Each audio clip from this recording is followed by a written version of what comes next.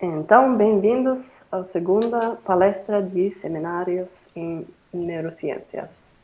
E hoje vai ser a palestra do Rodrigo Santiago do Laboratório de Adriano Torres, apresentando espículas do giro denteado em camundongos jovens são indicadores do maior fator de risco genético da doença de Alzheimer. Ok, bom dia novamente. Obrigado, Kia. Então, novamente, eu sou aluno do doutorado lá do Estudo do Cérebro e vou aqui tentar resumir alguns resultados preliminares dessa minha pesquisa que está em andamento, onde observamos, como Kia já leu, que os dentate spikes, mais conhecido esse termo em inglês, que a gente traduz como as espículas do giro denteado, em camundongos jovens, ou seja, antes de desenvolver qualquer sinal comportamental da doença de Alzheimer, eles indicam já diferenças entre os genótipos, para os modelos de Alzheimer e os grupos controle. Então, minha apresentação está dividida basicamente em 3 partes. Eu vou dar uma contextualizada sobre a doença, achados eletrofisiológicos em modelos animais, que expressam esse gene humano, que é o maior fator de risco genético da doença de Alzheimer, de início tardio, que é a forma da doença mais comum, e falar um pouco sobre as espículas do giro denteado, as dentate spikes, que ainda foram pouco estudadas na literatura.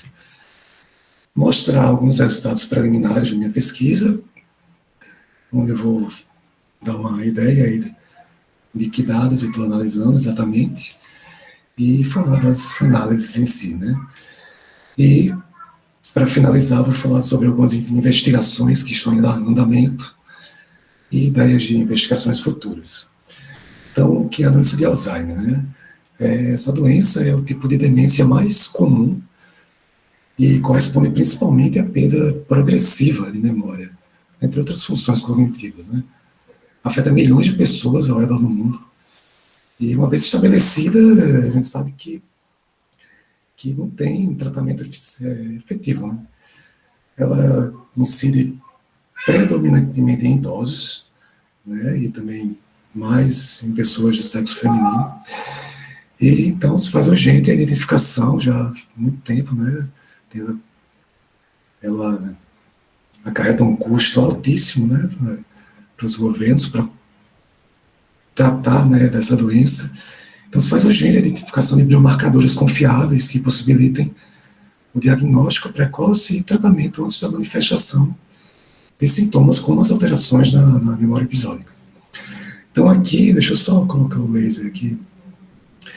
Aqui a gente tem um estudo de 2004, onde podemos observar o encolhimento dos lobos temporais e frontais, que já, paciente já depois da morte, principalmente nesses lobos temporais e frontais, que são regiões cerebrais envolvidas na aprendizagem de memória, ou que também se correlaciona em pacientes vivos com grandes reduções no metabolismo, na energia celular.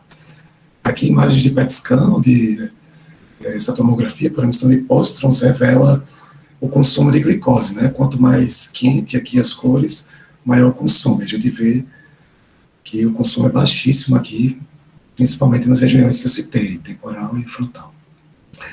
E aqui outro estudo, nessa outra figura, também em 2004, onde a gente observa a diferença do volume de matéria cinzenta entre indivíduos saudáveis e pacientes com mild cognitive impairment, que seria o comprometimento cognitivo leve, que é aceito como estado prodromal da doença de Alzheimer, ou seja, o estado prévio à doença. Então, nos sujeitos com esse comprometimento, a atrofia é confinada, como a gente pode ver aqui, essas cores vermelho e amarelo, nesses lobos temporais mediais, sem qualquer maior envolvimento de áreas corticais superiores. Então, essa seria onde começa a doença, Na doença, ainda, esses sinapses são prejudicados pelo acúmulo extracelular do peptídeo beta-amiloide, que deriva da proteína precursora de amiloide, APP, que está presente na membrana celular. Em outras palavras, a APP é uma proteína transmembrana de onde se desprende a beta-amiloide, né, esse A-beta aqui. E também ocorre na doença de inflamação e perda de neurônios devido ao excesso de emaranhados neurofibrilares, que são agregados da proteína tau, quando ela está hiperfosforilada. Essa proteína em seu estado normal, ela estabiliza os microtúbulos neuronais, e quando ela não consegue ser desfosforilada, ela se acumula e leva à morte neuronal. Então, são os dois principais biomarcadores, né? Então, aqui a gente tem um modelo atualizado, 2013, Jack Jr. e colaboradores, da dinâmica, né? Aqui eu tenho o eixo do tempo, temporal, como se fosse a idade de um indivíduo. Quanto mais à direita ele está mais velho, né? Então, é um modelo da dinâmica desses biomarcadores na doença. E existe um limiar de detecção, né? Onde sabe-se que a proteína tau hiperfosforilada começa a aparecer no lobos cerúleos e em seguida nas regiões superiores do córtex entorhinal e hipocampo. No entanto, só passa a ser detectada, né, no líquido cefalorraquidiano, CSF, depois da detecção de peptídeos beta-amiloide. Embora ela apareça antes, sabe-se que ela aparece antes. Não se sabe, porém, se há relação causal entre o aumento de tau e beta-amiloide, mas possivelmente a acumulação dos mesmos são processos independentes, que compartilham de uma causa comum. Aqui é importante notar ainda que, quando a demência é diagnosticada, né, os níveis de normalidade dos biomarcadores já estão bem altos, né, bem elevados, e difíceis de ser controlados. Então, qual é o maior fator de risco genético? O maior fator de risco corresponde à isoforma epsilon-4, do gene que sintetiza a lipoproteína E, no caso, ApoE4. Ela é uma proteína que liga lipídios, formando, por sua vez, lipoproteínas, e seus diversos tipos, né, são 3, na verdade, em humanos, estão associados ao transporte de colesterol e à ligação do colesterol aos receptores celulares. A lipoproteína do tipo E, a ApoE, é componente central de placas amiloides vasculares e cerebrais. Então, o estudo sugere que o grau de lipidação da ApoE influencia nos efeitos sobre a beta-amiloide. Então, aqui tem as 3 isoformas no gene, né, a ApoE, encontradas em humanos, onde a ApoE3 é a mais comum e difere apenas de um aminoácido das outras isoformas, para a ApoE2 e para a ApoE4. Então, se em relação ao indivíduo com duas cópias do LL3, que é o mais comum, se você tem uma cópia do LL4, epsilon-4, seu risco de desenvolver a doença triplica. E se você tem 2 cópias do E4, do epsilon-4, você tem 12 vezes mais risco de desenvolver a doença. Enquanto que no alelo, você tem alelo epsilon-2, seu risco decresce em cerca de 60%. Então, em resumo, a doença de Alzheimer parece ser causada por interações, né, copatogênicas entre múltiplos fatores, incluindo a beta-amiloide, o gene, a sintetização do gene da ApoE4, a proteína tau, né, hiperfosforilada, outros copatógenos, né, como a alfa-sinucleína, que está relacionada com a doença de Parkinson, TDP-43 e envelhecimento, entre outras diversas comorbidades que conspirariam para o prejuízo das funções neuronais. Então, aqui nesse estudo, a gente vê os níveis de beta-amiloide em camundongos transgênicos, né, que seriam modelos da doença, onde o gene ApoE4 e os outros, né, o ApoE3 como controle, estaria presente, né, no locus lá que caberia, né, esse gene humano nos camundongos, onde eles expressam um par das isoformas humanas, né, nesses camundongos. Então aqui tem fotomicrografias representativas da imunorreatividade beta-amiloide, amiloide, que são destacadas via coloração com teoflavina S, em camundongos PDA-PP, aos 18 meses de idade, que já são considerados idosos, né.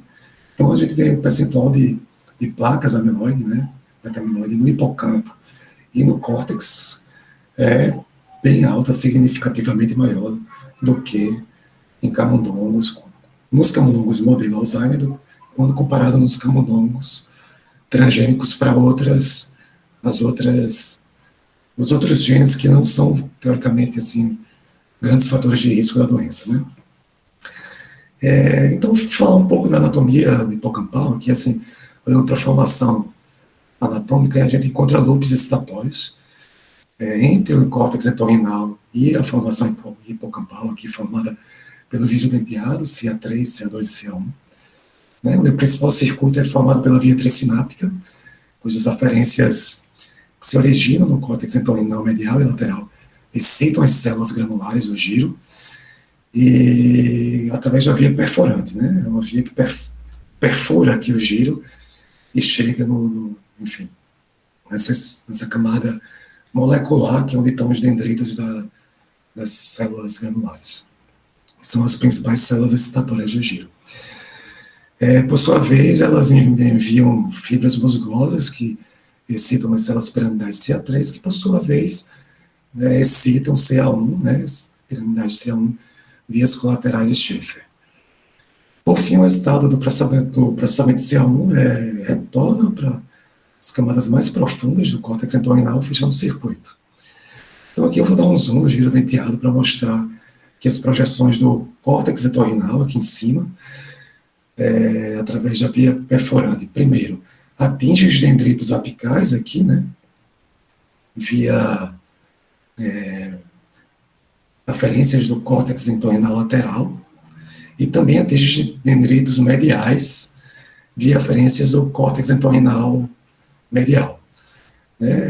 Outra coisa que eu quero destacar é que entre as lâminas, né, do giro, das camadas granulares, onde estão as células granulares, tem a camada do hilus, né, que é chamada, essa camada hilar de hilus, onde concentram-se diversos tipos de neurônios inibitórios, que são interneurônios GABAérgicos, ou que expressam somatostatina, pavabormina, etc. E esses interneurônios são os primeiros a sofrerem degeneração, né, em sujeitos com o gene ApoE4. Então aqui a gente tem um estudo de 2010, onde ele mostra justamente essa perda de interneurônios que expressam tanto GABA, né, aqui marcados com um GAD67, que é uma enzima que sintetiza GABA na célula. Aqui eles também apresentam fotomicrografias, né, dos camundongos, dos cortes no giro, né, mostrando o hilus aqui. A gente tem as duas lâminas aqui das camadas granulares, e o hilus aqui no meio. A gente vê esses pontos pretos, né, onde a gente identifica, e a gente não vê tantos pontos identificando interneurônios nos camundongos transgênicos para ApoE4. Então, tanto para neurônios GABAérgicos quanto para que expressam somatostatina, que são outros tipos de interneurônios, né, neurônios inibitórios. Aqui em preto você pode ver uma diminuição progressiva, né, com o aumento da idade desses interneurônios, quando comparado com o grupo controle, com ApoE3, naquele para ApoE3. Aqui só para ilustrar que são camundongos na idade de 16 meses, né, já são velhos, e você no CA1 você ainda não vê uma perda, uma diferença, né, de quantidade de interneurônios GABAérgicos, né, que expressariam GAD67. Então essa diminuição ocorre primariamente no hilus, né, no giro denteado. E aqui, mais uma vez, é a mesma coisa, só que aqui eles comparam, né, com camundongos wild type. Você vê que eles estão no mesmo nível dos camundongos transgênicos controle, né, ApoE3. Nesse estudo de 2016, do pessoal do grupo de Yandong e Wang, da Universidade da Califórnia, São Francisco, eles focaram na análise eletrofisiológica do hipocampo, né, onde eles inseriram probes com 32 eletrodos e registraram as diversas sub-regiões do hipocampo em camundongos transgênicos também, ApoE3 e ApoE4, de 12 a 18 meses. Né. Só de nota, só para dizer, sempre esses estudos também utilizam camundongos fêmea, né, que seria um risco maior para desenvolver a doença. Então, eles foram registrados em suas home cages, e a partir daí eles detectaram ripples, né, sharp wave ripples, em CA1, marcados por essas setinhas, que são essas oscilações rápidas na camada piramidal, em conjunto com, que ocorre concomitantemente com essas sharp waves, essas ondas maiores e mais lentas na camada do estrato radiato, né, que é a camada ali de dendritos das células piramidais de C1, que recebem projeções de CA3, então refleteriam alguma evocação de memória, por exemplo, ali da rede recorrente de CA3 enviando o sinal para CA1. Essas sharp wave ripples são bem estudadas, né? Estão associadas ao processamento mnemônico, como na consolidação e a consolidação de memórias. E os autores aqui, eles analisaram as oscilações gama relacionadas, né, aos ripples, ou seja, nos momentos que ocorrem os ripples. Então, a potência de gama lento, eles viram que durante eventos de ripple foi menor nos animais modelo, aqui em vermelho, né, em diversas regiões, inclusive no giro. E quando comparados, inclusive, além do grupo controle ApoE3, inclusive com o grupo ApoE4, quando eles tiveram uma outra modificação genética, onde eles não expressariam ApoE4 nos neurônios GABAérgicos, tá?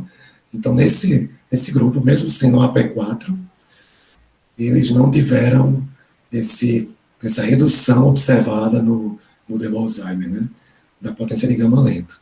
Então, aqui é um resumo do estudo, né, apesar de ter havido redução na taxa de sharp wave ripples nesse grupo, não houve, nesse grupo, né, onde eliminou-se o ApoE4 de sintetização de ApoE4 nos interneurônios GABAérgicos, não houve redução de gama, né, ou seja, os interneurônios estavam lá produzindo as oscilações, né, gama. Então, outro estudo já de 2019, também do mesmo grupo, eles fizeram uma análise parecida, só que dessa vez eles fizeram um estudo longitudinal, né? Eles correlacionaram aspectos eletrofisiológicos relacionados também aos sharp wave ripples com o desempenho em tarefas de aprendizado e memória ao longo da vida dos camundongos, né, em diferentes faixas etárias. Então, viram que a potência de gama lenta em animais jovens, de 5 a 8 meses, prediz o desempenho relacionado à velocidade 10 meses depois, né? Alguns aspectos predizem, né, como a taxa de ripples e a gama lenta, quando eles velhos, idosos, né, aqui os scores que eles chamaram de velocidade de aprendizado e precisão da memória, mas o que é mais interessante é que medidas eletrofisiológicas de gama lento em CA3, quando eles são adultos, jovens, estavam correlacionados com deficiências comportamentais, como mostram esses gráficos, quando eles adultos, né? Aqui também outros gráficos ilustrativos dessas correlações, né? Em algumas tarefas, né? Eles utilizaram tarefas de Morris ou Temes e Active Place Avoidance, né? Que seria esquiva ativa, né? No prato giratório tem uma região que dá um choque e o camundongo tem que desviar desse choque. Enfim, só um resumo. Mais à frente eu vou explicar melhor sobre um pouco mais desse trabalho, né? Só adiantando, eu vou utilizar esses dados na minha pesquisa. Mas e aí os data spikes, né? Que seria o foco da minha pesquisa, né? Apesar dos ripples, né, serem amplamente estudados e bem correlacionados com o processamento de memórias, existem eventos ainda pouco estudados, né? No potencial do campo local, LFP, do giro, que são as dentate spikes, as espículas, traduzindo, do giro inercial. Então, o estudo de 95 de Braguin e colaboradores lá do laboratório de Busak, na época, descreveu pela primeira vez esses eventos, que são deflexões rápidas, né, e elevadas, né, assim, duram em torno de 40 milissegundos e elevam a amplitude do LFP até cerca de 4 milivolts, e que são observadas principalmente no hilos e nas camadas granulares circundantes, né. que elas são ocasionadas justamente derivam de fortes descargas oriundas do córtex entorrinal, né, via perforante, né, na camada molecular do giro. Então, boa parte ocorre em torno de 50 milissegundos, já observaram, né, outros estudos observaram também, em média, após os ripples em CA1, e onde, a partir dessas observações, atribui-se a ideia de que são necessários para suprimir a atividade de CA3 e CA1. Então, ao contrário dos ripples, também as DS, né, são totalmente dependentes da excitação oriunda do córtex entorrinal. Então, a forte descarga vinda da via perforante recruta sincronicamente toda a rede do giro, né? Vou mostrar aqui, já adiantando essa figura, que o recrutamento, por exemplo, de um DS2, se você analisar a atividade das células do giro denteado, você vê que todas as células aqui, no tempo zero, né, que seria o tempo do pico do detente spike, elas têm um aumento na sua taxa de disparo. Aqui teve um typozinho, né, fire rate, está escrito errado aqui. Mas enfim, seria aqui um aumento na taxa, justamente em todas essas células, tanto nas excitatórias granulares e células, né, musgosas, né, as nossas células, quanto nas células inibitórias, que eles conseguiram detectar, expressam somatostatinas, e aqui as narrow wave e as wide waves, que eles não separaram por expressão de proteínas, mas por o tipo de forma de onda do potencial de ação. Também são descritos dois tipos de dentate spikes, né, nesse trabalho, foram descritos, e a gente vê também os trabalhos posteriores, que é do tipo 1 e do tipo 2, que eles ocorrem a depender se são produzidos pela excitação oriunda do córtex entorrinal lateral ou medial. Né? Então, veja que as formas de onda média, né, que é a forma de onda média, aqui na camada do hilus granular, e aqui vai subindo, né, camada molecular, onde chegam as vias, né, de excitação nos dendritos. Né? Você tem um recrutamento aqui, se você fazendo um current source density, né, densidade de fonte de corrente, aqui você teria um sumidouro de corrente, né, na região de a sinapse, e abaixo, na parte granular, no hilus, você tem a ocorrência da fonte de corrente, né, onde você mediria, onde você observa os dentate spikes. Aqui é um estudo desse ano, né, bem recente, de Dvorak e colaboradores, e onde eles mostram também aqui ó, um mapa de calor, né, esse CSD, Current Source Density, com eletrodos que atravessam o giro, né? Então a gente vê aqui a despolarização aqui nos dois lados, né, das sinapses na camada granular, e aqui no meio, no hilus, a fonte de corrente do correio dos dentate spikes, né? Então eles chamaram de DSL, o DS1, né, que viria do córtex entorrinal lateral, e DSM, onde seriam gerados a partir de excitações oriundas do córtex entorrinal medial. Né?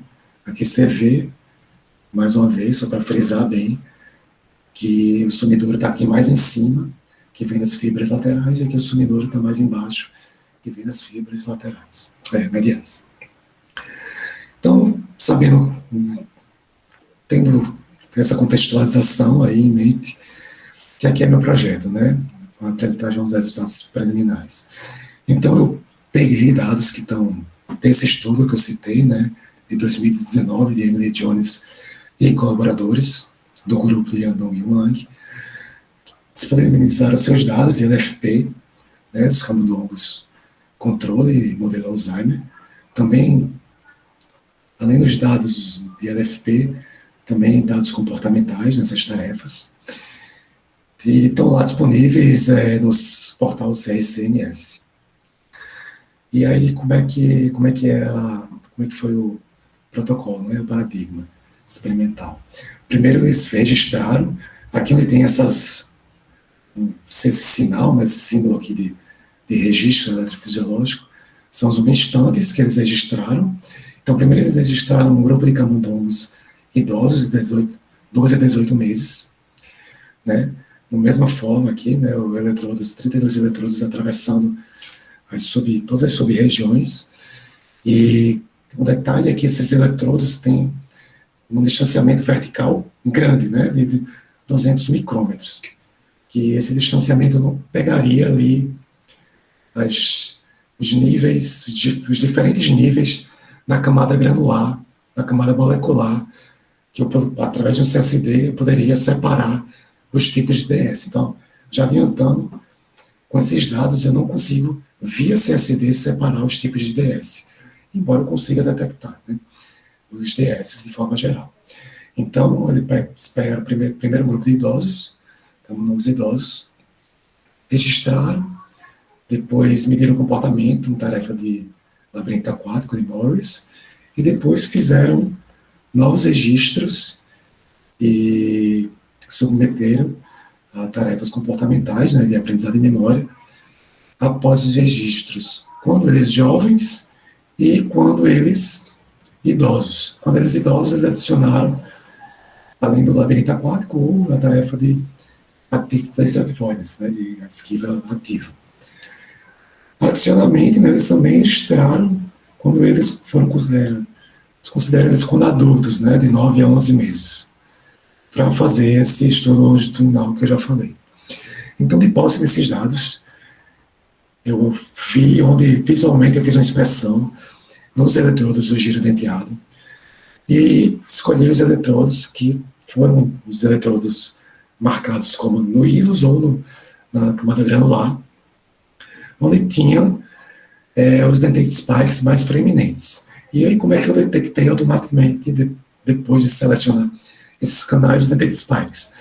Filtrei o sinal de 5 a 200 Hz, né, um filtro bem amplo, e fiz uma normalização, padronização, tornando sua média nula, né, com desvio padrão unitário, né, que seria o Z-score, e detectei os picos acima de um limiar, que seria um limiar de 5 desvios padrões.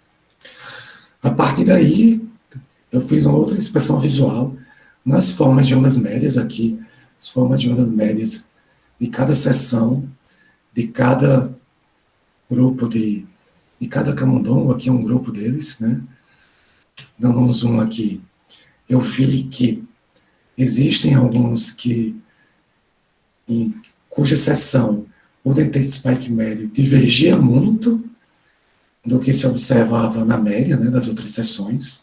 Em médias, enfim, eram 5 sessões que duravam 1 hora, né, com os camundongos dentro das suas home cages. Então, peguei esses estranhos aqui, né, essas sessões que divergiram com as formas de onda média, analisei os dentate spikes que foram detectados e vi que, na verdade, eram artefatos, né? Então, eu eliminei essas seções e fiz essa consolidação. A partir daí, a gente tem as formas de onda média dos dentate spikes, né, com o tempo aqui, o eixo temporal, centrado no pico de cada um dos grupos, cada animal em cada grupo, né? Faz uma média nas seções. Então, cada cor que vocês veem aqui seria para um animal, por exemplo, aqui no grupo de camundongos jovem controle e jovens modelo Alzheimer. Então, o primeiro resultado que a gente já encontrou foi que, de fato, existe uma diferença entre os genótipos, né, das formas de onda média desses dentate spikes. Então, em azul, a gente tem a forma de onda média dos animais controle e em laranja dos animais Alzheimer, APOE4. Em cima, eles jovens, no meio adultos e embaixo idosos, né? Aqui em verde eu marquei via, enfim, testes de significância estatística não paramétrico, os momentos em que deu diferença significativa, né, com uma significância menor que 5%, e fazendo um tamanho de efeito rank de correlação bisserial de rank, né, em ranqueamento. Pegando o valor absoluto, a gente vê, considerando um efeito alto, acima de 0,8, né, o maior número de efeito. Esse efeito é normalizado, que é uma correlação, seria 1. Então, aqui está marcado em vermelho, onde teria esse tamanho de efeito maior. É que há significância, por exemplo, entre os picos, né, dos dentate spikes, mas que desaparece quando eles são idosos, né? E que há diferenças quando eles são jovens, né? Esse é o principal resultado. Quando eles são ainda jovens, a gente vê diferenças, né? A gente vê, inclusive, uma diferença que eu não estou mostrando aqui nesse gráfico, mas na largura, se a gente considerar que medir essa largura no eixo de amplitude nula, né? E dessa distância daqui para cá, a gente vê que no modelo Alzheimer, a forma de onda média do dentate spike é maior, como se refletisse justamente essa perda da inibição, né? Ele demorasse mais a recuperar lá essa forte descarga na região. Então, aqui só para mostrar os gráficos, né, que a gente mostra aqui pegando instantes antes do pico, em menos de 12 milissegundos, aqui no pico, né, em 0 milissegundos, a gente vê, por exemplo, que não vê diferença significativa, mas vê em outras idades. E logo após, a maior diferença significativa, como é o tamanho de efeito, aqui em torno de 15 milissegundos, né. Adicionalmente, eu sei que existem diferenças, mas será que eu poderia usar classificadores para separar esses genótipos? Será que esses classificadores me trariam acurácias altas, né? Então, o que é que eu fiz? Eu separei essas formas de onda, né, de cada grupo. E aqui é o número de indivíduos em cada grupo. Então, aqui eu tenho 11 indivíduos, 11 formas de ondas médias, né, correspondendo uma a cada indivíduo, uma a cada animal. Do grupo controle quando jovem, no grupo controle quando adulto, e assim por diante. Então, eu tenho uma taxa de amostragem de 1000 Hz, então peguei uma janela de 400 milissegundos em torno do pico. Então, para essa taxa de amostragem, eu tenho 401 amostras de amplitude, né, mais uma amostra que eu medi aqui, que seria da largura do dentate spike médio. Então, totalizando 402 características da forma de onda. Então, eu fiz uma redução de dimensionalidade via análise de componentes principais, e em todos os grupos, todas as faixas etárias, consegui reduzir de 402 para 8 características, considerando uma retenção de 99% da variância. E aqui já mostrando o resultado via validação cruzada, do tipo Leeuwenhout, onde você treina o classificador com todas as instâncias, né, todos os indivíduos, menos um que você usa para testar, e repete esse protocolo até que você tenha testado com todos os indivíduos. E utilizei diferentes métodos supervisionados, né, de classificação, modelos supervisionados de aprendizado de máquina, o KNN, que seriam, ele pegaria os vizinhos mais próximos nesse espaço de estados de características aqui, a árvore de precisão, Gaussian If Bayes, né, que seria um modelo probabilístico, e o modelo de redes neurais artificiais de múltiplas camadas, que é o Multilayer Perceptron. Então, a gente vê que para todos eles a gente consegue acurácias maiores que 90%, né, de classificação. Ou seja, eu consigo dizer se aquele indivíduo é do grupo controle ou se é do grupo Alzheimer, só olhando para características da forma de onda.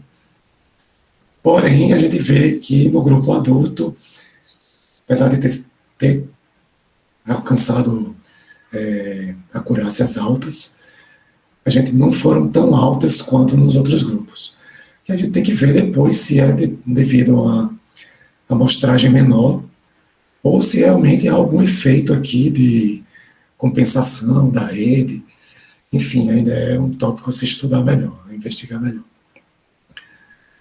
Tá, foram resultados preliminares, né, utilizando essas investigações com as formas de onda, mas ainda prosseguindo com as formas de onda, né, as investigações que estão em andamento, são uma pergunta natural a ser feita tá, eu estou analisando as formas de onda dos dentate spikes, mas eu tenho, na verdade, dois tipos de dentate spikes, né? Será que essas diferenças que eu estou vendo, estou conseguindo classificar, é devido realmente a uma mudança na rede lá do hilos, lá do giro denteado? Ou será que já vem lá também do córtex entorrinal? E, por exemplo, o córtex entorrinal lateral seria mais afetado do que o córtex entorrinal medial, e por isso estaria tendo mais dentate spikes de um tipo do que de outro, entende? E aí, para fazer isso, eu teria que classificar os dentate spikes em tipo 1 e tipo 2, né? Só que eu não tenho, como eu falei, esses dados aqui, nesses dados que eu estou analisando, eu não tenho essa granularidade aqui vertical, né, para poder fazer essa análise de densidade de fonte de corrente e poder separar os tipos. Então eu peguei outros dados também, que não tem nada a ver com Alzheimer, mas que foram registrados. Eu tenho essa distância entre os eletrodos de 50 micrômetros, e eu consigo, via Current Source Density, classificar os dentate spikes. E aí, o que é que eu fiz, né? Tá, separei, classifiquei via Current Source Density, que é uma classificação confiável, né? Tenho essa classificação tipo 1 e tipo 2, e uma probabilidade também, meu método ele dá a probabilidade se aquele dentate spike é de um tipo ou de outro, e classifica de acordo com essa probabilidade, né? Só que o que eu quero, na verdade, é desenvolver um método que classifique só pela forma de onda, né, olhando para a forma de onda. E aí eu vou comparar esse meu resultado desse método com o resultado do método confiável, que seria usando CSD. Então, o que é que eu fiz? Usei uma técnica de aprendizado não supervisionado, chamado CAMINS, que ele também considera os vizinhos mais próximos no espaço de características, né, da forma de onda. E eu falei para ele, configurei de modo que ele retorne para mim 2 grupos, né, de vizinhos mais próximos. Então, aqui é um exemplo, né, de um registro de dentate spikes em 1 hora de registro, também camundongos na Unicage. E aqui são os DS, nessa minha classificação por caminhos, DS médio, putativos do tipo 1 e putativos que seriam do tipo 2. Aqui as formas de onda média, quando comparadas, né, uma em cima da outra, e aqui a visualização via TSNE, componentes TSNE, que é um método de redução de dimensionalidade, só para você visualizar altas dimensões em 2 dimensões, né, esses pontos em 2 dimensões, e aqui a gente vê no código de cores que realmente o caminho separa, né, você tem uma separação, embora essa separação não seja muito óbvia. Mas e aí, será que é confiável essa separação? E aí, quando eu comparei com a classificação via CSD, a classificação via CSD nessa visualização reduzida, me deu esse resultado. Realmente tem neurônios bem classificados aqui, né, de um tipo e aqui do outro, nas extremidades, mas tem algumas formas de ondas que se misturam, né? Essa seria a classificação confiável. Mas, mesmo assim, ele deu um match aí, né, uma correspondência de 74%, né, 74,5%, para ser mais preciso. Só utilizando caminhos e utilizando, eu não falei mais a janela aqui de menos 20 a 40 milissegundos, aqui em torno do pico. Tá, mas será que a galera que não foi bem classificada, né, que deu mismatch na classificação, elas não foram classificadas porque a probabilidade na minha classificação lá, via CSD, era baixa, né? Não era uma probabilidade alta para dizer se era de um tipo de DS ou de outro. Eu vi que não, né? Não tinha nada a ver com isso. A probabilidade, né, de que a distribuição dos, por exemplo, DS1, que foram classificados como DS2, a maioria desses DS tiveram realmente probabilidade alta via CSD de serem classificados como aquele tipo de DS. Da mesma forma que os DS2 que foram classificados erroneamente como DS1. Então, 24% de DS2 foram classificados erroneamente como DS1 e 28% de DS1 como DS2. Aqui, só para ilustrar, eu mostro o current source density, né, desses dados para as formas de onda, né, os detected spikes bem classificados, como DS1 e como DS2. E quando eu faço a mesma coisa para quem foi mal classificado como DS1, você vê, por exemplo, aqui, que realmente eles seriam do tipo DS2, numa classificação via CSD. Você vê que aqui, né, o sumidouro de corrente está. Esse CSD está bem próximo desse, né, que seria um DS2, um sumidouro de corrente. Está aqui nesses canais que estariam na camada granular medial. Né. Da mesma forma, quem foi classificado como DS2, erroneamente, tem sua característica de CSD mais parecida, de fato, parecida com aqueles que foram bem classificados como DS1. E aí, analisando, olhando para as formas de onda, a gente vê que realmente a forma de onda média, por exemplo, olhando para cá, aqui em verde escuro, né, seriam os DS1 bem classificados, e aqui os DS2 mal classificados como DS1. E realmente eles foram mal classificados porque as formas de onda são muito parecidas. Tá? Aqui só para mostrar isso. Então, só para finalizar, né, a gente pode melhorar ainda mais, embora seja considerado até uma taxa de classificação utilizando só a forma de onda alta, né, 75%, 74,5%, a gente pode fazer, eu fiz aqui um método, varri várias janelas, né, em torno do pico aqui, para ver qual seria a melhor janela para essa classificação, e utilizando não só o caminhos, mas outros métodos, né, aqui métodos hierárquicos de clusterização, de aglomeração, né, de agrupamento, de formação de grupos distintos. E aqui em preto seria a acurácia, né, a acurácia medir quando comparando com a classificação por CSD. Então aqui a acurácia em preto a partir da votação, né, desses métodos.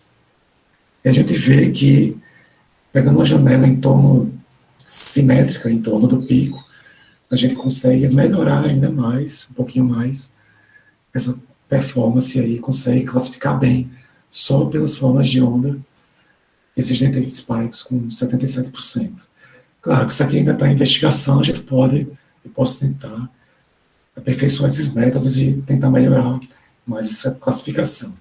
E aí, a partir daí, extrapolar para outros dados, né, que eu possa ter uma classificação boa em CSD, para então consolidar esse estudo e aplicar para o meu estudo que eu estava explicando anteriormente, o primeiro estudo dos genótipos, né. Então, para finalizar, a gente, como eu comentei, saiu um paper de 2001 do grupo do André Fendel lá, cujo primeiro autor de Dvorak, que eles fazem análises, né, desses tipos de DS e veem que eles estão implicados a processos de oscilações gama diferentes, tanto no giro quanto em outras regiões do hipocampo. E a ideia é pegar esses perfis, né, essas assinaturas de oscilações gama correlacionadas com cada tipo de DS e tentar classificar melhor esses tipos de DS, né, para, enfim, também ver se há essas oscilações, né, também sofrem alterações de acordo com o genótipo. Então, basicamente é isso. Eu queria agradecer ao pessoal do laboratório, a Neurofisiologia Computacional, e especialmente a Adriano, professor Adriano Totti, professor Diego, que estão no meu comitê, acompanhando aí, comitê de acompanhamento do doutorado, junto com o Vitor Santos, lá da Universidade de Oxford. É isso, obrigado, e estou aberto a questões, dúvidas. Ótimo, muito obrigada. Nada.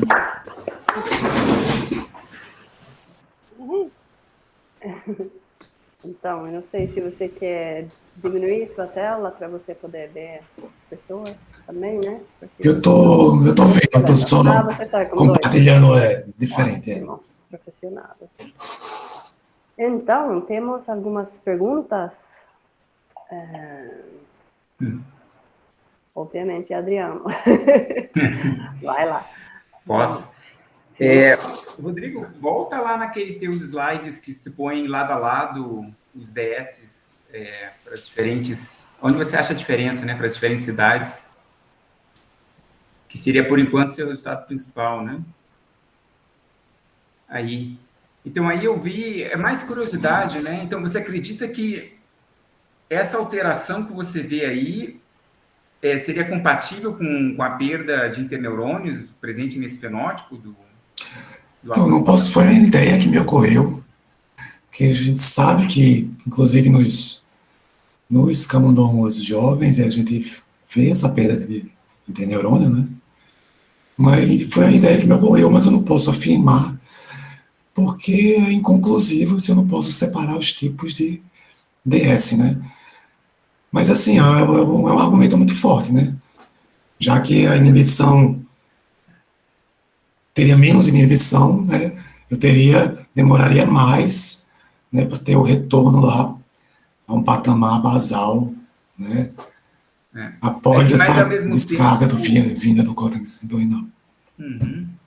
Não, o que me chamou a atenção nesse resultado também é que, assim, para todo mundo tem um processo de envelhecimento, né? Assim, onde eu quero chegar, eu vejo que o pico, né, do ApoE3, que seria o normal, entre aspas, né? O pico do spike vai baixando até que não tem mais diferença no pico, né? E na diferença na largura persiste, né? Então, seria algo para pensar um pouquinho o que estaria acontecendo, né? Porque eu vejo, baseado nos dados, sei lá, neuroquímicos que tu mostrou antes, eu vejo que mesmo para o ApoE3 você tem uma queda, assim, de marcadores, né? Embora seja mais acentuada para o AP4, né? Com a idade. Isso, mas isso. Eu estava aqui pensando se, enfim, será que o pico está mostrando algo e a largura seria alguma outra coisa que teria que fazer alguma inferência? Porque, novamente, você vê que a diferença entre os picos desaparece, né? Mas na largura persiste. Se o pico está mostrando um envelhecimento, só o processo de envelhecimento por si, a largura realmente é por conta da perda de interneurônios, né? Assim, no momento é só uma curiosidade, né? Mas, enfim, algo para... Não sei se teria você já pensou sobre isso, né? Mas algo que chamou minha atenção, né? Enfim, a diferença na largura persiste e no pico desaparece, né? Eu vi percebi, claro, isso, né? Essas diferenças, mas não cheguei a fazer uma análise crítica, né? Toquei as análises, tentei, como eu estou meio que atrasado, mas tentei tocar outras análises, né? Me aprofundar nessas análises antes de tirar qualquer conclusão. Aí seria mais para discussão mesmo. Discussão. E você apresentou duas coortes, né? O trabalho com duas coortes. Esse que você fez foi que eles chamam de replication. Na verdade, eu juntei, né? Aqui, só para mostrar, tem duas coortes, mas essa primeira é uma coorte de idosos, né? De camundongos considerados idosos. Então, quando você vê aqui esse gráfico, por exemplo, a gente tem muito mais indivíduos idosos porque eu juntei as coortes aqui, tá? Só por causa disso. Entendi. Então, aquela primeira coorte, ela contribuiu para o grupo de idosos. De idosos. Caso, né? Então, aqui teria um efeito melhor estatístico. E, inclusive, teve uma classificação melhor, né? Assim, acho que com classificador de vizinhos mais próximos, eu cheguei a essa classificação ótima, né? 100% de classificação, de acurácia. E sobre a classificação, já que tu está aí, né? Então, eu entendo que você quer diagnosticar em 2 fenótipos, então a chance é o teu dashed line aí, né? 50%. Mas ainda assim, você testou com surrogados para ver se realmente, se você embaralhar de alguma forma, ele chega a cair nos 50%, ou se tem algum bias intrínseco nesses métodos? Não, é uma análise também a se fazer, né? Eu só considerei a chance simples, né? 50%, que é a chance de se classificar entre dois genótipos. Mas Uhum. não fiz via subrogados, não. Eu acho que não custa, porque às vezes a gente acha que é, enfim, intuitivo, coisa e tal, mas quando tem um bias implícito ali dentro, alguma bruxaria que você nem percebe que já tem, pode ser que a chance empírica, né, numérica, assim, talvez Sim, não, né, mas eu só tô, enfim. teria que pensar direitinho como fazer esses surrogados, né? Mas sim, Uhum. vamos fazer isso também. Já que a gente tocou nesse assunto, eu fiz uma disciplina, né, de aprendizado de máquina, e nela eu investiguei um pouco além também, né? A gente pode também usar comitês de classificadores, que seria, por exemplo, fazer como eu fiz lá, um esquema de votação, né? Uhum. Fazer também um bootstrap de features, né? Colocar algumas features para esse classificador, Uhum. classificar e outras em outros, e depois juntar todas as acurácias e fazer um esquema de votação.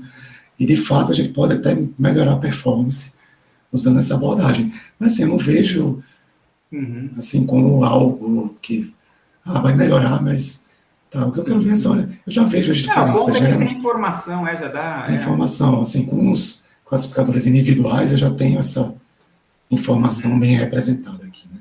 Essa E diferença. isso tudo que você faz, porque você usa os score para identificar, mas no fim você está trabalhando com uma voltagem absoluta aí, né? Não sei se faz diferença, porque aí é tudo milivolt, né? No formato de onda média e tudo mais, né? Então, enfim,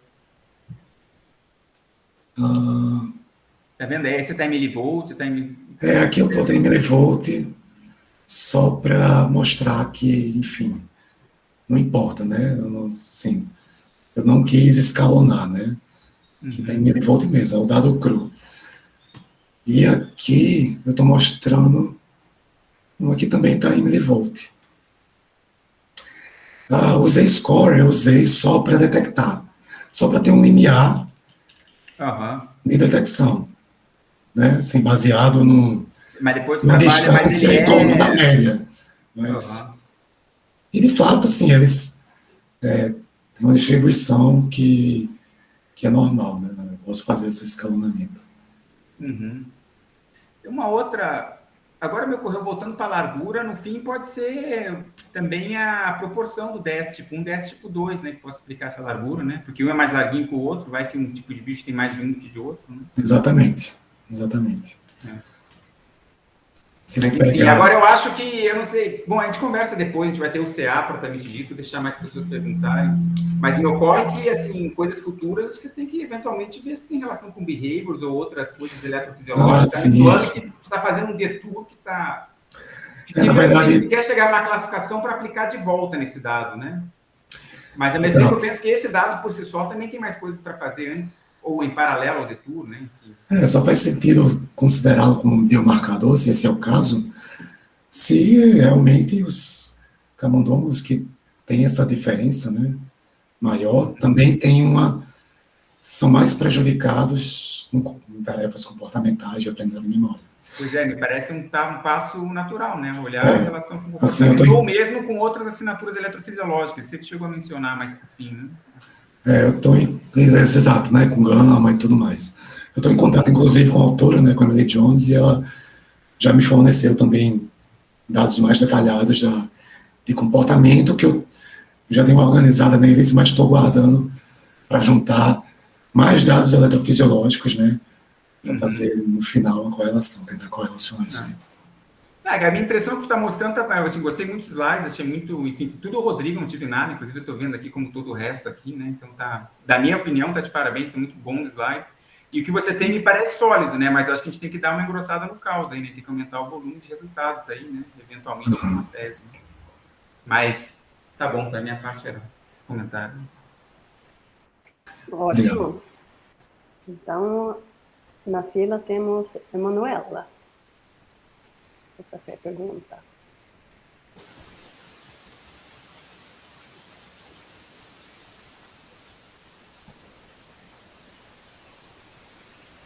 Pode falar. Ou você tá... Não tá aparecendo. Opa, você está me ouvindo agora? Agora sim. Agora sim. Você poderia falar um pouco mais sobre o uso do K-means para o clustering das formas de onda? Sim. O Camins como eu falei, né, é uma técnica de aprendizado não supervisionado, né, que chama. A gente não tem as classes das instâncias, né, que no meu caso as instâncias seriam, deixa eu passar os slides aqui, seriam as características da forma de onda reduzidas via PCA, né, como eu mostrei aqui, né. Só que aqui, na verdade, essa redução eu utilizei para cá. Então, me equivoquei. Para o Camins eu não fiz redução. Na verdade, eu peguei uma janela, né, nos valores de amplitude das formas de onda em torno do pico. E aí, esses valores de amplitude, para cada instância, né, para cada animal, eu tenho valores de amplitude médio, da forma de onda média. Então, eu tenho um espaço de estados, né, cuja dimensão é o número de valores de amplitude que eu peguei. E aí, vou ter pontos nesse espaço dimensional, multidimensional, e onde o Camins, inicialmente, pega 2 pontos aleatórios. 2 pontos por quê? Porque eu estou dizendo, eu falo para o Camins, né, eu configuro de modo que ele me retorne 2 grupos. Então, ele pega aleatoriamente 2 pontos nesse espaço de estados, que aqui a gente está vendo esse espaço, né, reduzido, né, uma outra técnica chamada de TSNE. Então, ele pega 2 pontos, por exemplo, aqui e aqui, e tá, quem são meus vizinhos mais próximos? Ele vai agrupando e vendo quem são os vizinhos mais próximos, de modo que no final ele tenha 2 grupos distintos. E aí ele me retorna. Aí eu pego as formas de onda desses 2 grupos e vejo se faz sentido, primeiro visualmente, né? Eu não falei, mas eu classifico, eu pego essas formas de onda, pego a média, né, que seria isso aqui, e aqui em torno de 20, 30 milissegundos, eu vejo qual forma de onda média foi mais baixa e chamo de DS tipo 2, né, que eu sei que ele tem essa característica, a forma de onda média.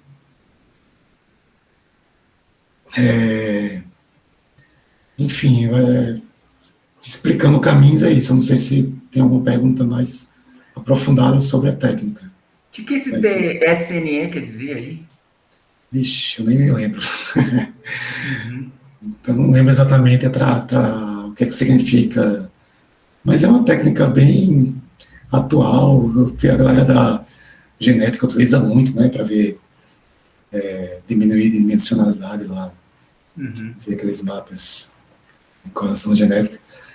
Mas também ele usa esse princípio de similaridade entre os pontos, ele agrupa os pontos por uma distância, que utiliza alguns parâmetros também que eu não vou lembrar de detalhes, né? Mas é só para, pessoal, você variando esses parâmetros, você consegue ter diferentes visualizações bidimensional, né, de dados multidimensionais. Então eu cheguei numa configuração que eu consigo ter uma nuvem aqui espalhada desses pontos, e eu consigo colorir aqui os pontos a partir da classificação que eu fiz usando Camins. E aqui no caso é usando a classificação via CSD, que seria a classificação confiável, né? É a mesma redução, só que eu colori. O Lucas botou um nomezinho lá. T-Distributed Stochastic Neighbor Embedding. Embedding, é isso aí. Uau. Posso fazer uma pergunta também? Claro. Essas dentate spikes de tipo 1 e tipo 2, eles aparecem na mesma frequência, uma mais comum do que o outro, e eles têm alguma relação entre eles, eles são sempre juntos? Ou... Como é? Não tem ainda.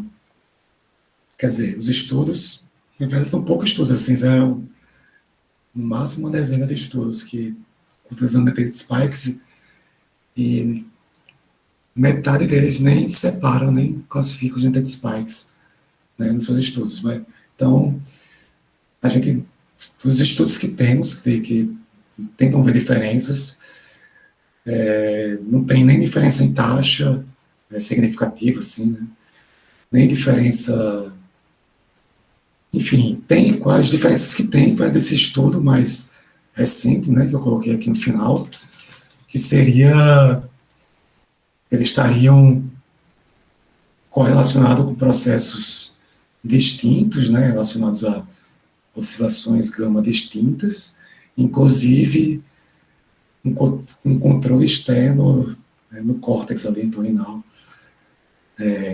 acoplados a ondas corticais de modos distintos, né? Mas não tem nenhum detalhe assim que eu possa lhe trazer muita informação sobre essas diferenças. A gente sabe que o DSI, que quando vem no córtex entorhinal medial, tem muita informação espacial, né? Que lá do córtex entorhinal medial a gente mede as grid cells, né? Que estão correlacionadas com localização espacial dos animais e quando você vem com os sinais oriundos do córtex entorhinal lateral, estão relacionados com objetos e também com código temporal. Enfim, isso ainda é isso, né? O estudo das Dendritic Spikes ainda está engateando, assim, digamos. Entendi. Super interessante. Agora, Diego. Oi. Rodrigo, estendo meus parabéns também, gostei muito da apresentação e do estado dos resultados. Bem sólido. Eu fico ainda com dúvidas sobre detecção e classificação de Dendritic Spikes. Põe aquele slide velho de Busaki do CCD. Sim, do CCD. Que dá para ver os traçados, assim. Do Braguin lá, né? Claro, bom, do grupo. Não, aquele que tem os traçados. Sim, as formas de onda também, né? Todas as formas de onda. Assim. Peraí, esse. Sim, esse. Porque como você pegou um dataset que tem os eletrodos bem espaçados, meio que você abandonou a ideia de por exemplo, eu tenho um eletrodo aqui e o outro está aqui já, sabe? Eu não tenho... Tá, mas o que eu quero dizer é o seguinte, para mim nessa figura pareceria que o eletrodo de cima também tem informação boa sobre o Dendritic Spike e o tipo de Dendritic Spike, né? Na relação de amplitudes, na forma de onda e tal. Não tem nada para aproveitar desse outro eletrodo? Na detecção de Dendritic Spike e na classificação entre eles? Eu já cheguei rapidamente a tentar usar esse eletrodo, mas eu lembro que não tinha mudado, não tinha alterado a classificação, a performance. E aí eu ignorei. Já que não acrescentou, eu também não vou usar. Mas eu também não cheguei a explorar com muitos detalhes, assim, porque assim, eu não sei exatamente onde ele está, né? Embora eu tenha um eletrodo aqui em cima, eu não sei se ele está aqui, se ele está aqui, né? Também entre diferentes animais pode estar, claro, pode estar meio diferente, né? Já que são tão espaçados, o eletrodo que você pega de cada animal pode ser diferente, né? Está na lista isso aí de pegar esse sinal também para tentar melhorar essa classificação e também por exemplo, as oscilações, né, que se produzem aqui em CA1 e CA3 durante o DS. Mas em relação ao comentário do Diego, tu está definindo os eletrodos por assinatura eletrofisiológica, não é só o eletrodo número tal, né, para todos os bichos, não tem uma coisa... Porque acho que é isso mais ou menos que ele perguntou, né? Você não pode, sei lá, no eletrodo 15 para todos os animais. Não, mas mesmo assim, eu digo que, mesmo pegando o que de fato ficou mais próximo, vai ter uma variabilidade ali de uns 200 micrômetros, tal. Importante. A classificação, você estava fazendo indivíduo por indivíduo o clustering entre DS1 e DS2 ou no pool? Eu pego a forma de onda média por indivíduo. Não, pera, você não classifica cada evento? Sim. Nas classificação das formas de onda, sim. Eu pego... Para essa classificação aqui, eu ainda estou brincando com elas, né? São resultados... Isso aqui é o resultado de um indivíduo só, de um dado que tem... Ok. Tem um indivíduo só, né? Então, eu estou classificando as formas de onda desse indivíduo. Tá. Okay. Não, porque estava perguntando, talvez, se imaginava se você vai classificar de vários indivíduos. No caso esse que tem um probe mais pobre, misturar indivíduos pode ter problema porque pode pegar um pouco diferente a forma de onda do Dentate Spike. A ideia é aperfeiçoar esse método, como eu disse, para chegar num nível satisfatório, replicar para outros indivíduos, né? E outros dados, indivíduos inclusive de outros datasets. E isso aí vai dar um paper, né? Aqui poderia brincar com incluir um eletrodo do padrão ouro, né? Tipo, né? Se você pegar se você acrescentar só mais um eletrodo lá de cima, melhora a classificação? Como assim? Não entendi. Não, você está comparando pegar só um eletrodo contra pegar o CSD. Digo, se você pegasse, em vez de só um, pegasse dois, como que você tem no outro dataset, né? Separado por 400 micrômetros, será que melhora muito? 200 no caso. Posso tentar fazer isso.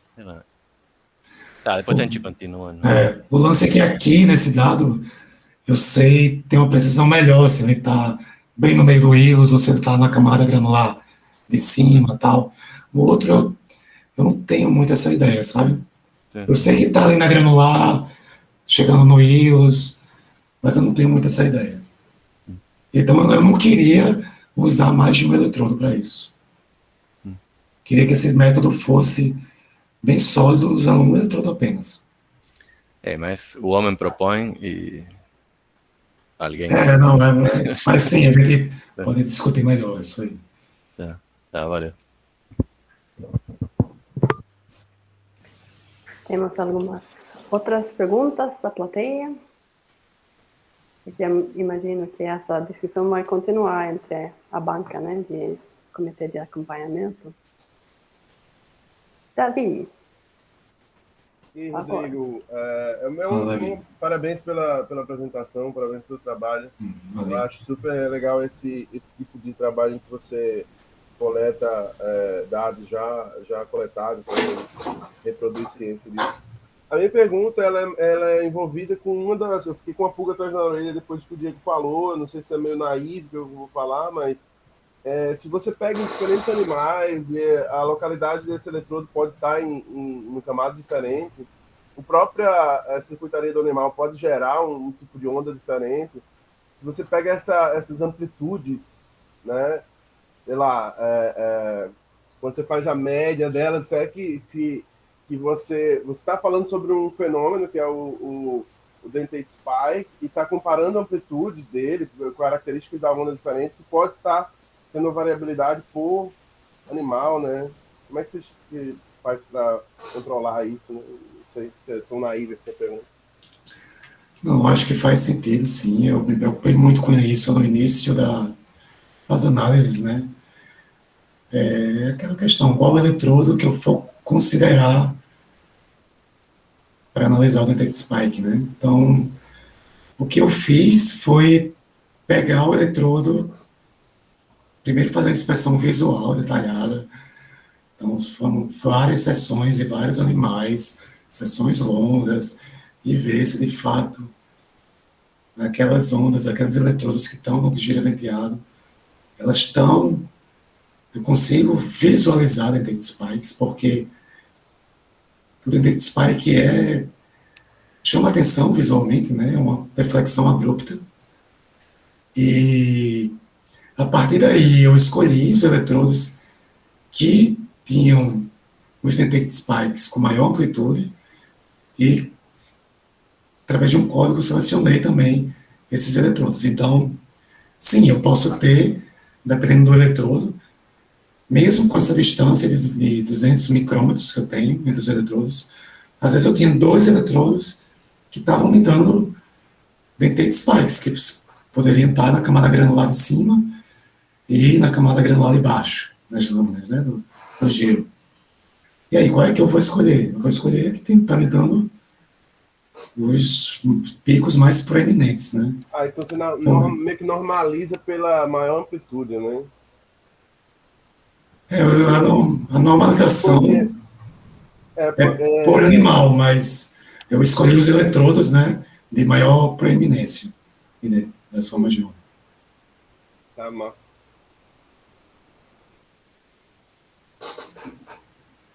Mas você vê que não tem aqui o desvio padrão, é muito baixo, é muito pouco, né, juntando todos os animais, todas as exceções, você tem uma correspondência aí de amplitudes. Você vê aqui, ó, que não tem diferença média antes e depois, né, praticamente, né? Sim.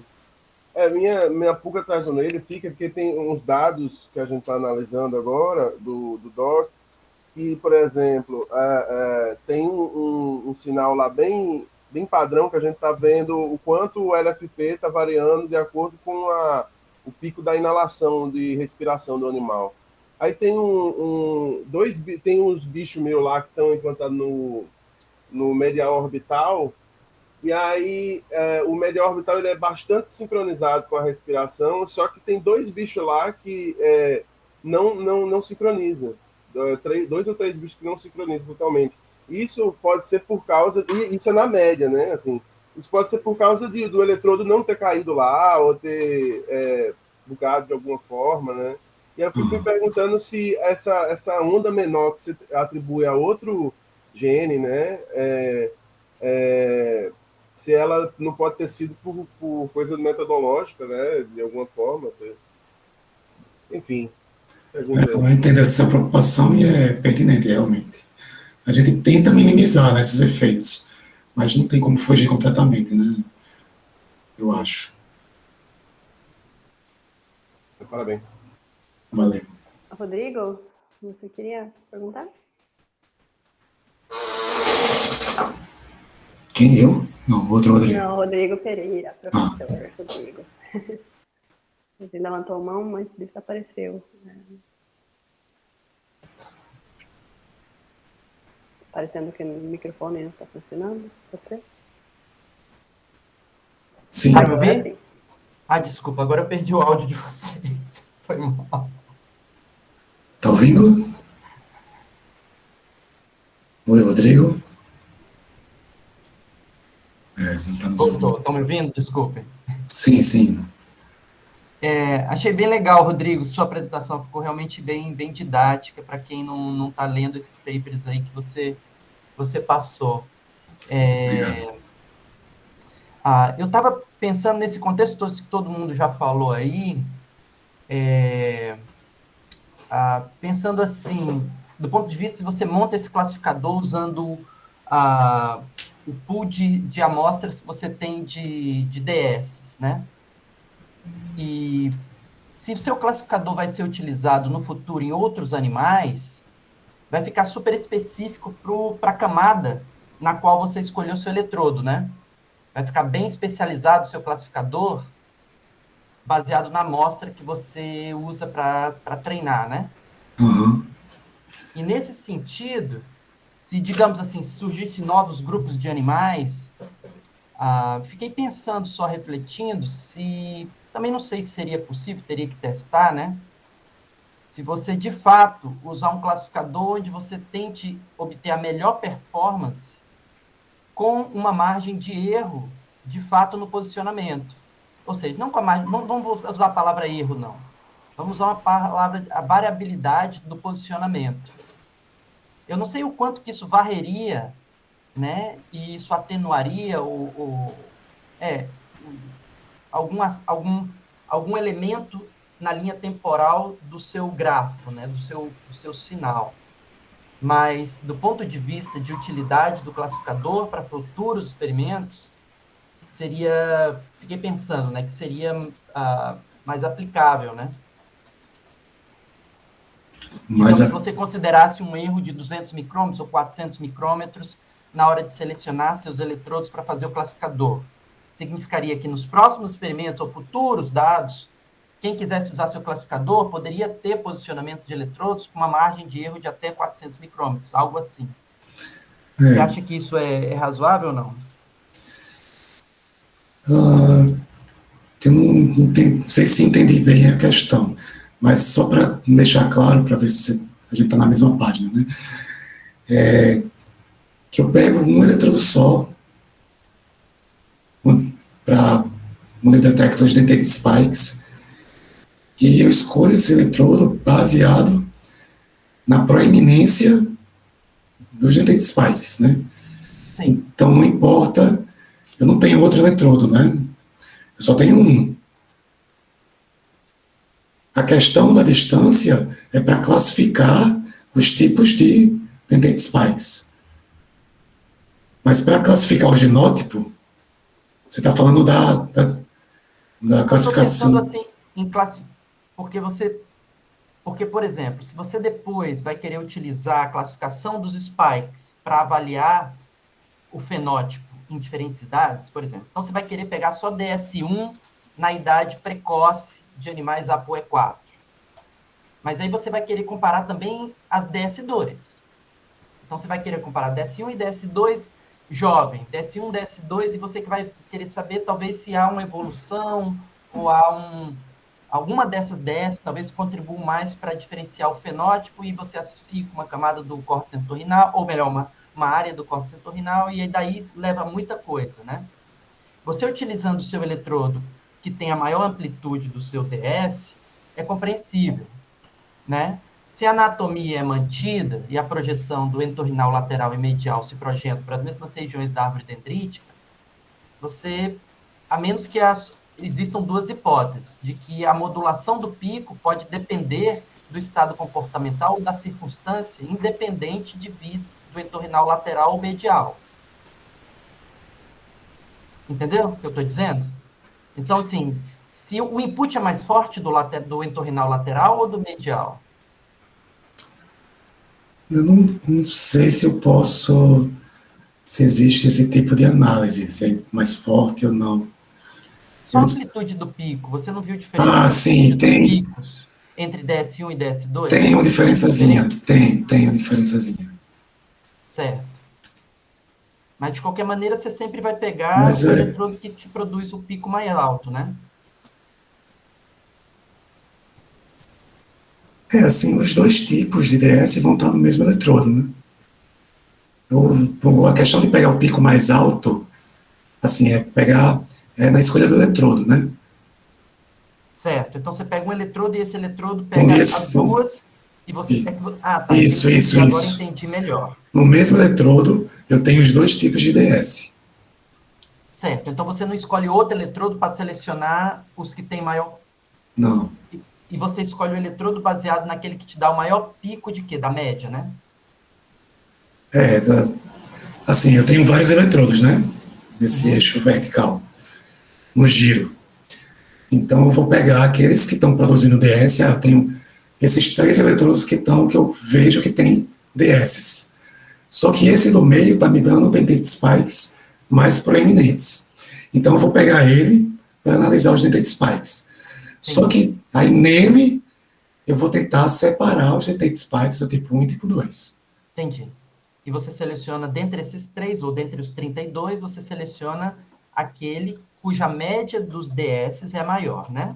Porque você vai ter DS1 e DS2 registrados ao longo do tempo. Então, você tem um montão deles, né?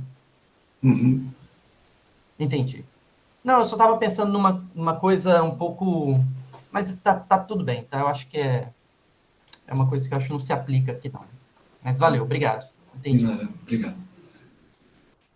Então, com essa pergunta, eu acho que a gente pode fechar a gravação aqui. E muito obrigada, Rodrigo, por uma excelente palestra. Vou interromper a gravação agora.